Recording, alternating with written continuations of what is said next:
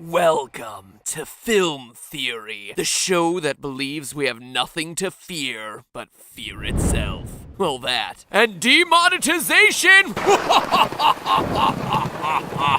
Now, as anyone who's ever watched me play a horror game can tell you, I'm a pretty big scaredy cat. But here's the thing, I'll get startled for a moment, but it's pretty rare that horror movies stick with me and keep me from getting sleep at night because 99% of the time I can just rationalize that it's a movie. Sure, great white sharks, or genetically mutated great white sharks, or prehistoric super great white sharks are scary in the moment, but their movies are works of complete fiction. And while you certainly got some slasher movies based on real-life serial killers, I deal with psychotic people all the time. My job is on the internet after all. Badoom-ching. No, what's really unnerving to me is that little voice in the back of your head that says that supernatural phenomena might actually be true, which is why the Conjuring movies tend to be so terrifying. Because not only are these films well-shot psychological horror pieces, but because they claim to be retellings of real events. If you're not familiar, the Conjuring universe includes 2 main series titles about haunted houses and demonic possessions, 2 Annabelle movies about a doll that's haunted because,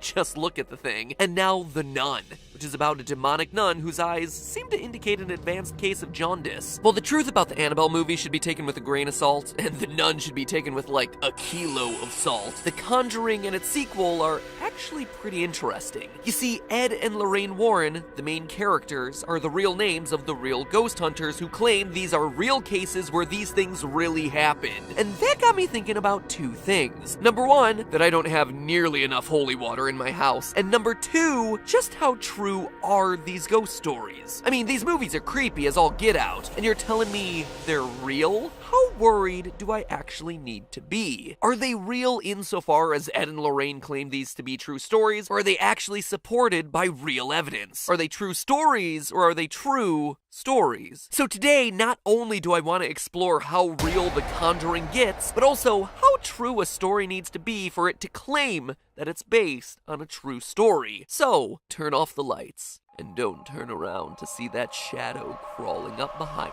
you, because today we're looking for the scariest thing of all this Halloween, the truth. New England, 1970s. The Perrin family moves into a nondescript farmhouse, only to start experiencing strange noises and smells. Carolyn, the mother, reports that she's being attacked by some sort of female demon. Enter Ed and Lorraine Warren, ghost hunters, who determine the evil presence to be a witch named Bathsheba, an old crone who once lived in the house, sacrificed her week-old child to the devil, and then killed herself in 1863.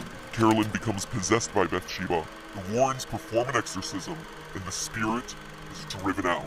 This is the story of the first Conjuring. But how much of that is real? Well, for starters, Ed and Lorraine Warren were really the top demonologist and medium duo of the era. Can't really imagine how many people were actively competing with them for that title, but regardless, they had a laundry list of famous paranormal investigations under their belts, including ones that inspired movies not in the Conjuring franchise, like the Amityville Horror and A Haunting in Connecticut. One of those cases was indeed a spirit named Bathsheba haunting the Perrin family, whose names weren't changed for the film. In interviews, Andrea Perrin, the oldest child, did say that the movie captured the essence of what they were going through. She's been upfront about witnessing her mother's exorcism and has gone on record to say, "I thought I was going to pass out. My mother began to speak a language not of this world, in a voice not her own.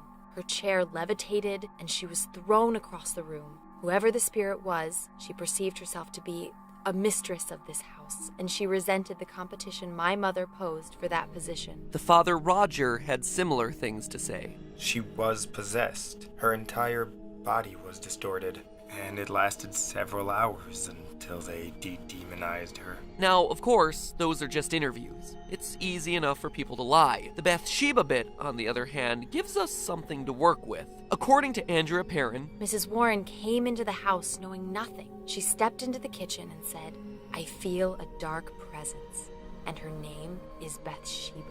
This is where fact and fiction get tough to distinguish. I did some more digging, and in the area where the Perrin family lived, there definitely was a woman named Bathsheba Sherman who lived there in the mid-19th century. But it doesn't appear that she lived in the same house as the Perrins, and there's definitely no hard evidence that she was a witch. It appears that 3 out of her 4 children died young, but this was also a time when agitated babies were prescribed gin and opium to help them calm down, so suffice it to say that losing a few kids in the 1800s wasn't exactly proof of witchcraft. Apparently, the rumors of Bathsheba's witchcraft started when an infant mysteriously died in her care, killed by a large sewing needle that was impaled into the base of the skull. But there are no records of any charges against Bathsheba that actually stuck. It's unclear how seriously people took these rumors, considering she was buried in the town cemetery next to the graves of her children, which doesn't seem like something a Christian community would do for someone who was thought to be a Satanist. That said, for Lorraine Warren to walk into the house and come up with the name Bathsheba is interesting and awfully specific, until you consider that the Warrens were brought onto the case in the first place by a local paranormal group, meaning that they very well could have been fed the local legend before meeting the Perrins. So overall, the people, the place, and the details of the haunting appear to be real, even if the actual ghosts and witches might not be. You would expect the sequels and spin-offs of The Conjuring to have much less basis in real events, but that doesn't seem to be the case. The Conjuring 2 is based off the Enfield poltergeist case in England in the 1970s, which again, the Warrens investigated. In this one, Janet Hodgson,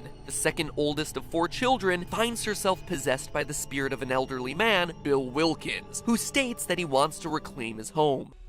Janet, are you alright? My name is Bill Wilkins, and I'm 72 years old.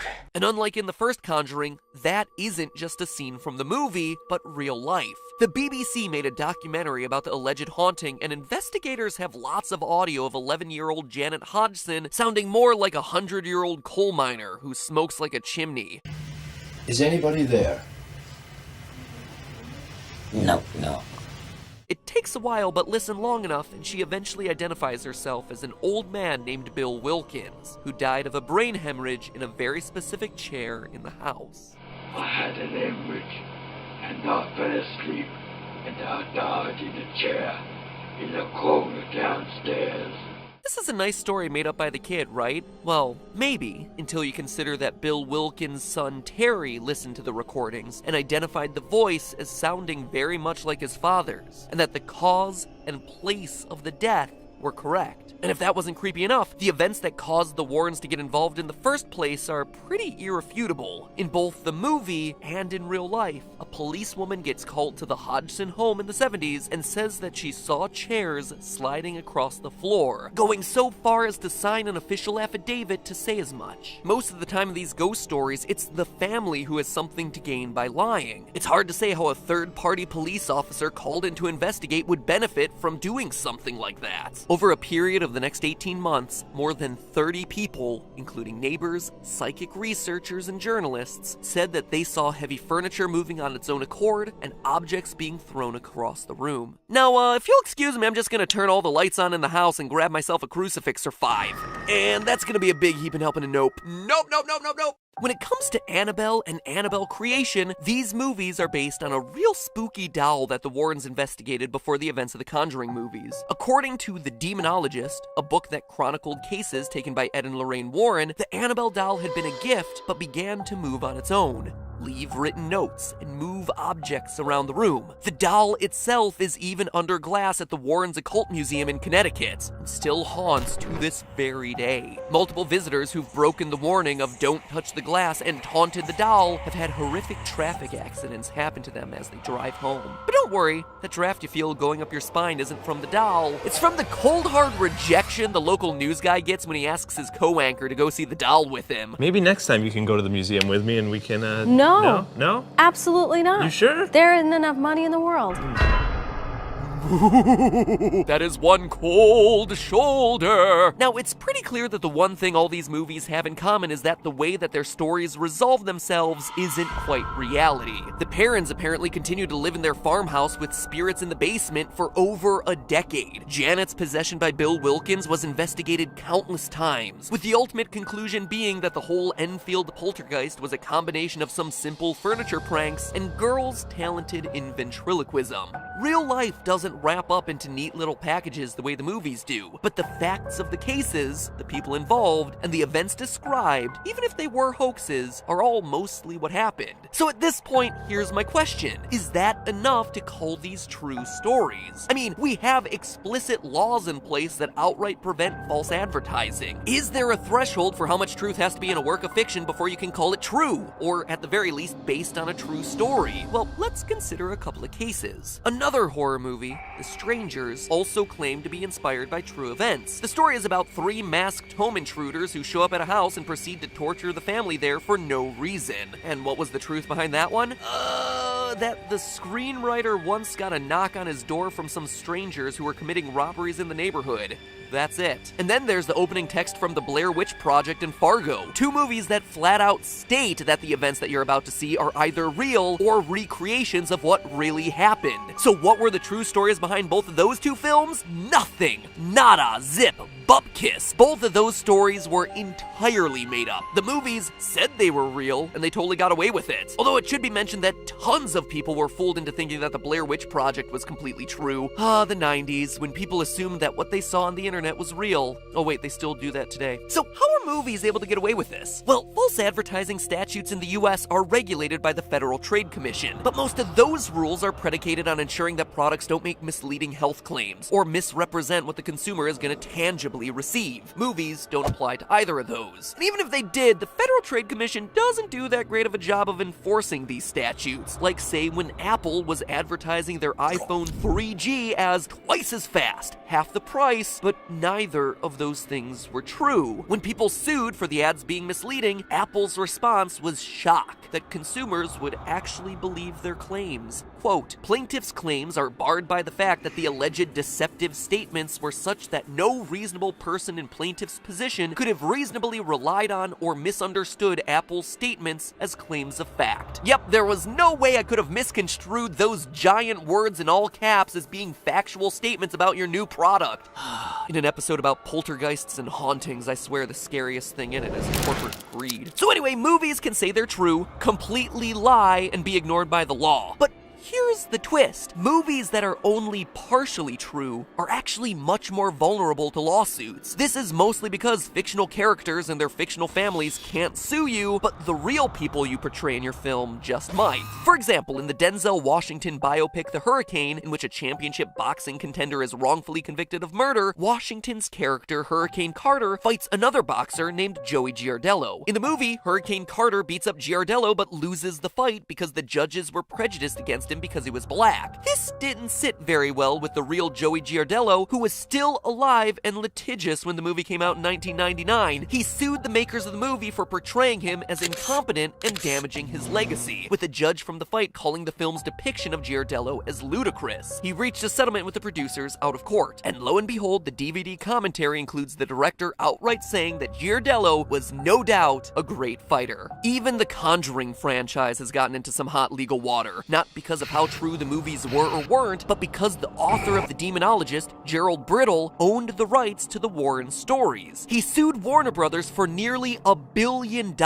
citing copyright infringement. So how did WB get out of the lawsuit? By claiming fair use of the plots, given that they were based on historical fact. In other words, Warner Brothers' legal case rested on the stories of ghosts, possessions, and haunted dolls to be so true that they could not legally be copyrighted. And best of all, they won. Which tells us 2 pretty shocking things. First, that legally you're in a better position to make up total BS and then call it the truth in your marketing than you are to just base your story on true events and run the risk of someone suing you. And 2, in the eyes of the criminal justice system, ghosts, witches, and demonic possessions are all in the realm of historical fact.